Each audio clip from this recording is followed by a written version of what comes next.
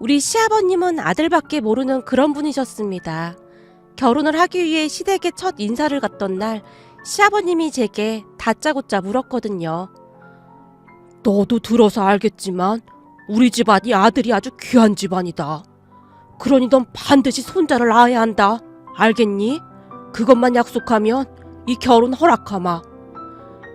여보, 오늘 처음 인사 왔는데 너무 그러지 마요. 그리고 그게 사람 맘대로 되는 일도 아니고. 시어머님이 제 눈치를 보며 조용히 말을 하고 있었는데요.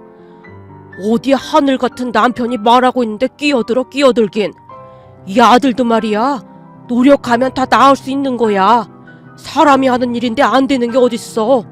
그니까 넌 반드시 아들을 낳아야 한다. 알겠냐? 그것만 약속해주면 혼수고 뭐고 하나도 안 해와도 된다. 아버지가 자꾸 이러시니까 그동안 제가 결혼을 안 하려고 했던 거예요. 전 이 사람 아니면 앞으로 결혼 안 하고 혼자 살 거니까 그런 줄 아세요. 남편이 시아버님을 노려보기까지 했어요. 남편의 말에 시아버님이 등을 돌린 채 긴 한숨을 내쉬었고요. 그때 당시 시아버님만 봤더라면 절대 결혼을 하지 않았을 텐데 시댁은 시아버님만 빼놓고 보면 어디 하나 나무랄 데가 없었습니다. 남편도 정말 좋은 사람이었기에 항상 제 편이 되어주었고 시어머님 또한 좋은 분이셨거든요. 거기다 시누이도 여느 시누이들과는 다르게 예의 바르고 경우를 아는 그런 사람이었어요. 아마도 그랬기에 별 걱정 없이 남편과 결혼을 했던 것 같습니다. 물론 시아버님이 전혀 걱정이 되지 않았다고 하면 거짓말이겠지만 남편과 시어머님 그리고 시누이가 저를 지켜주리라 굳게 믿고 있었거든요. 그 뒤 상견례를 마치고 집으로 돌아가던 날 시아버님의 행동에 기겁을 한 엄마가 눈까지 치켜뜬 채 반대를 했지만 자식 이기는 부모 없다고 정말 억지로 허락을 했습니다. 하지만 결혼을 한 뒤 시아버님의 손자 타령은 하루하루 심해져만 갔는데요. 일주일에 몇 번씩 전화를 해서는 아이 소식이 없냐고 묻곤 했어요. 그 바람에 남편과 시아버님의 목소리가 높아지기도 했는데요. 제가 남편을 달래야 할 정도였습니다. 그런데 이게 참 이상했던 게 말이죠. 병원에서 둘 다 아무 이상이 없다고 했음에도 불구하고 한동안 아이 소식이 없었습니다. 그렇게 시간이 지나면 지날수록 시아버님의 불안은 커져만 갔고 전화에 더 집착하기 시작했어요. 나다. 병원은 가봤냐? 아버님, 병원에서는 별 이상이 없다고 해서 좀 기다려봐야 할 것 같습니다. 아니, 문제가 없는데 애가 왜 안 생겨? 혹시 네 몸에 무슨 문제가 있는데 우리한테 숨기는 거 아니냐? 네? 제가 그걸 숨길 이유가 없잖아요. 그리고 그이랑 같이 병원에 갔는데 제가 숨기긴 어떻게 숨겨요? 그거야 모르는 거 아니겠냐? 사람이 속이자고 하면 한도 끝도 없는 건데. 아버님, 저희도 노력 많이 하고 있는데 그렇게 말씀하시니까 많이 서운합니다. 순간 제가 울컥한 채 속에 있던 말을 꺼냈어요. 사실 그전에는 웬만하면 참고 넘어가곤 했었는데요.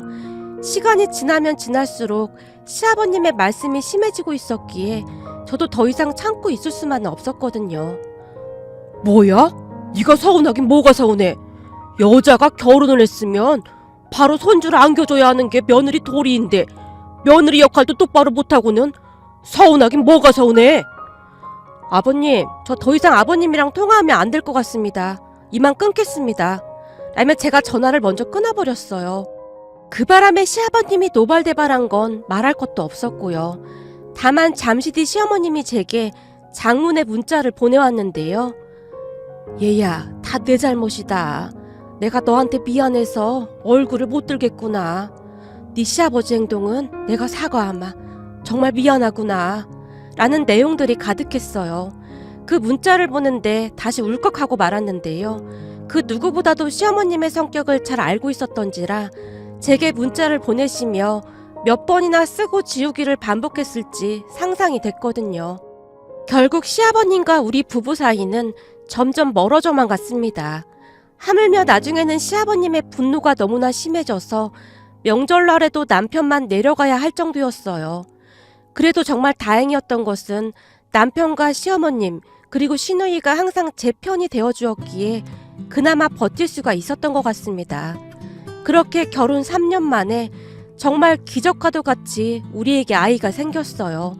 의사 선생님이 그냥 잊고 지내라고 했었기에 그냥 잊고 있었는데 오히려 마음을 편하게 먹었더니 아이가 찾아오더라고요. 그때의 그 기쁨은 뭐라고 표현할 수도 없을 정도였는데요. 남편과 둘이 끌어안고 얼마나 눈물을 흘렸는지 모르겠습니다. 저는 무엇보다도 아이가 생겼으니 더 이상 시아버님과의 갈등도 없겠구나 하는 생각에 눈물이 비오듯 쏟아졌어요. 하지만 제 예상은 보기 좋게 빗나가고 말았습니다. 제가 임신을 하자 또 다른 문제가 발생하기 시작했거든요.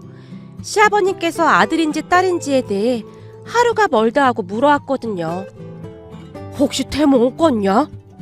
태몽이요? 글쎄요. 저는 아직 꿈 같은 건 안 꿨는데. 태몽 꾸면 나한테 바로 전화해라. 그리고 혹시 음식은 뭐가 땡기냐? 음식은 과일이 많이 먹고 싶긴 해요. 특히나 딸기가 계속 생각나요. 뭐 딸기? 딸기는 안 되는데. 우리 옆집 며느리는 고기를 그렇게 먹어대더니만 아들을 낳더란다. 근데 과일은 딸이라고 하던데. 아버님, 딸이면 어떻고 아들이면 어때요? 그냥 건강하게만 낳으면 되는 거죠. 너 말이라도 절대 그런 말 하지 마라. 지금 그걸 말이라고 하는 거냐? 넌 앞으로 딸이라는 말은 입에 올리지도 마라. 시아버님이 기겁하신 채 소리쳤어요. 시어머님의 말씀으로는 아들인지 딸인지가 궁금해서 점집까지 다녀오셨다고 하더라고요. 난 손녀든 손자든 별 상관도 없다. 그게 다 무슨 소용이겠냐? 내가 아들이랑 딸을 다 키워봤는데 아들보다는 딸이 훨씬 낫다. 엄마한테는 딸이 꼭 있어야 해. 어머님, 그럼 점집에서는 뭐라고 했다는데요? 무속이니 그걸 어떻게 알겠어. 넌 그냥 건강하게 아이 낳을 생각만 하면 된다. 애 낳는 게 보통 힘든 게 아니니까 네 건강관리도 잘하고. 시어머님이 애써 말을 돌리시는 듯 했습니다. 나중에 들었는데 무속인이 아들이라고 했다고 합니다. 하지만 병원에서 의사가 어렴풋이 딸이라는 신호를 보냈었기에 우리는 딸인 걸 알고 있었는데요. 시아버님의 성격을 잘 알고 있었던지라 그냥 모른 척 하기로 했습니다.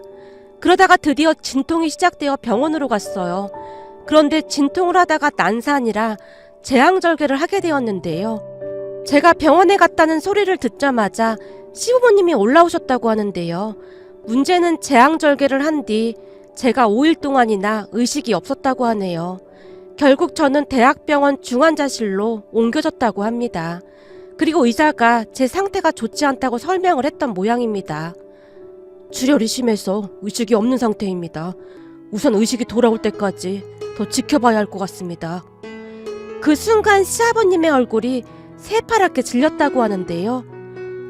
선생님, 그럼 혹시 우리 며느리 잘못되는 겁니까? 그런 건 아니죠? 우선은 좀 지켜보시죠. 의사가 냉랭한 표정으로 가버렸다고 하네요. 그 바람에 한바탕 난리가 났었다고 하는데요. 신우이의 말에 따르면 시아버님께서 병원 바닥에 주저앉으신 채 대성통곡을 했다고 합니다.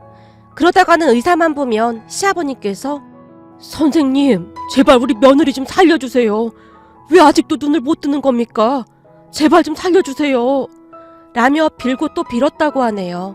시댁 가족들은 그동안 시아버님이 눈물 흘리는 모습을 처음 봤다고 하면서 다들 놀란 기색이 역력해 보였어요. 그뿐만이 아니라 시아버님은 시어머님과 함께 병실 앞을 한시도 떠나지 않았다고 했어요. 그런데 5일 만에 기적같이 제가 눈을 떴다는데요. 모든 가족들이 뛸 듯이 기뻐한 건 말할 것도 없었고요. 의식이 돌아온 뒤 마음고생하신 시부모님께 그만 가보셔도 된다고 했지만 아니다. 네가 고생이 많았다. 어디 불편한 데는 없고? 있으면 빨리 말해야 한다. 라며 시아버님의 눈에 눈물까지 그렁그렁했어요. 의식을 찾고 난 뒤 너무나 놀란 나머지 제가 어리둥절해 있자 시어머님이 조용히 눈물을 훔치셨는데요. 잠시 뒤 시어머님이 제게 충격적인 이야기를 해줬어요. 사실 말이다. 니들 할머니가 네 시아버지 낳다가 돌아가셨단다. 그때는 지금처럼 병원 시설도 좋지 못했잖니. 뭐가 잘못됐는지 출혈이 멈추지 않았다고 하더구나. 그랬으니 네가 출혈이 심해서 의식이 없다고 했으니 네 시아버지가 기겁을 할 수밖에 없었겠지.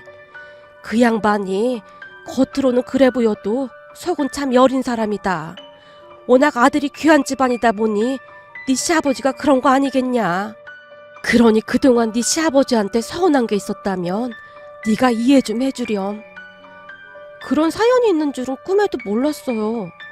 당연히 몰랐겠지. 네 남편이랑 시누이도 모르고 있었어.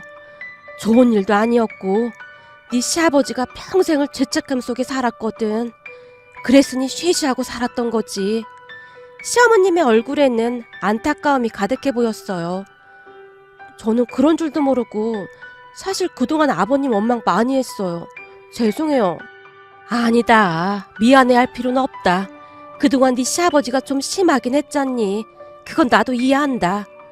그때까지도 제가 병원에 입원해 있던 상황이었기에 침대에 누워 있었는데요.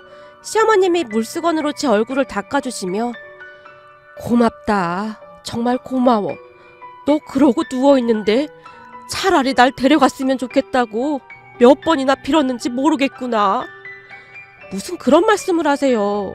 어머님, 근데 저 깨어나기 바로 직전에 꿈을 꿨는데요. 꿈?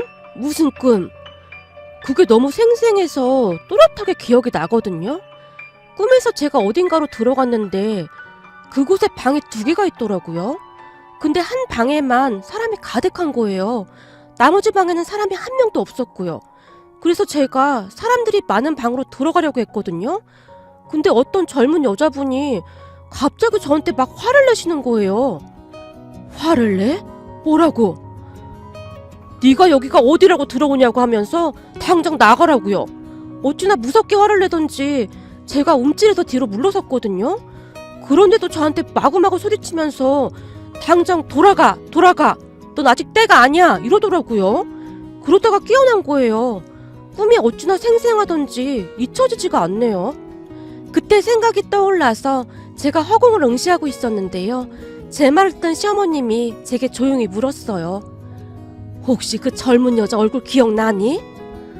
그게 얼굴은 잘 기억이 안 나는데 화가 많이 났다는 것만 기억이 나요. 근데 그 여자분 얼굴에 큰 점이 있었던 것 같은데? 뭐? 점? 그럼 설마 그 점이 눈 밑에 있었니? 어머님이 그걸 어떻게 아세요? 맞아요. 눈 밑에 큰 점이 하나 있었어요. 세상에나 어쩌면 이런 일이 있니 그래? 시어머님의 얼굴에는 놀라움이 가득해 보였는데요. 그 뒤 저는 또다시 충격적인 사실을 들어야만 했습니다. 그러니까 제가 꿈에서 본 젊은 여자분이 돌아가신 시할머님이라고 하시네요. 꿈에서 어찌나 화를 내시던지 얼굴은 잘 기억나지 않았지만 눈 밑에 그 점만은 또렷이 기억이 났거든요. 그렇게 시어머님께 들어보니 시할머님 눈 밑에 있던 큰 점 때문에 결혼 후 시집살이를 좀 당하셨다고 하네요. 눈 밑에 있는 점은 눈물점이다 뭐다 그러면서 말이죠. 그래서 시어머님께서 정확히 기억하고 계셨다고 하네요. 돌아가신 시할아버님께서 자주 말씀하셨다고 했으니까요. 그리고 그 사실을 가족 모두 알게 되었고 제 꿈 이야기를 듣던 시아버님께서 다시 한번 통곡을 했습니다. 우리 가족 모두는 제 꿈에 나타났던 그분이 시할머님이라고 한치의 의심도 하지 않고 있답니다. 아무리 생각해봐도 우연이라고 하기에는 너무나 신기하기만 했거든요. 그 뒤 시아버님의 입에서 더 이상 손자 이야기는 나오지 않았어요. 건강이 좋아져서 태어나던 날 제가 시아버님 눈치를 보며 말했는데요. 아버님, 손녀라 서운하셨죠? 아니, 얘가 무슨 말을 하는 거야? 서운하긴 뭘 서운해. 아들이고 나발이고 난 이제 니들만 건강하면 아무 소원도 없다. 그깟 손자가 뭔 대수라고. 시아버님께서 애써 아무렇지도 않은 듯 말씀하셨는데요. 와, 우리 아버지가 웬일이래? 그렇게 아들아들 하시더니 우리 아버지 맞는 거야? 내가 언제 그랬다고 그래? 난 아무 상관도 없어. 라며 시아버님이 뒤를 돌아 헛기침을 하셨어요. 그 뒤 우리 가족은 더욱 잘 지내게 되었습니다. 무엇보다도 시아버님이 정말 많이 변하셨기에 제 입장에서는 적응이 안 될 정도였어요.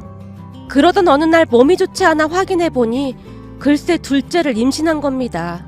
결혼 후 한동안 아이가 생기지 않아 마음고생을 했었기에 둘째가 생긴 것이 그저 기쁘기만 했어요. 하지만 시댁에 연락을 해서 둘째 소식을 전하던 순간 시아버님께서 집안이 떠내려가라 소리를 치셨습니다. 넌 정신이 있는 거야 없는 거야? 그때 네 처가 그 고생을 했는데 둘째를 가져? 내가 아들을 잘못 키웠구나. 이놈아, 넌 네 생각만 하냐? 어떻게 이런 모질이가 나왔는지? 아버지, 그렇다고 해서 이미 생겼는데 어떻게 하겠어요. 집사람도 그냥 낳겠다고 하고 있어요. 이놈아, 그걸 그냥 두면 어떡해? 네가 뜯어 말려야지. 네가 낳는 거 아니라고 그냥 막 씨부리는구나. 그냥 포기하고 하나만 잘 키워. 요즘 젊은 사람들 보니 하나만 낳아서 잘 키우더만. 시아버님이 단호하게 말씀하셨다고 하네요. 그리고 얼마 뒤 의사가 말하기를 둘째가 아들이라고 했어요. 그 말을 듣자마자 남편이 시아버님께 다시 연락을 드렸는데요. 지금 아들이 문제냐? 다 필요 없어. 지금 우리 보고 그때 그 생지옥을 다시 경험하라 그 말이냐? 다시 생각해도 끔찍하다 끔찍해. 시아버님의 생각은 확고하기만 했습니다. 하지만 우리에게 찾아온 둘째를 포기할 수가 없었습니다. 그렇게 결국 우리는 건강한 아들을 낳았답니다. 둘째를 낳기 전 시아버님의 불안 증상이 심해져만 갔는데요. 무사히 둘째가 태어났다는 소식을 들은 시아버님이 제 소식부터 물었다고 합니다.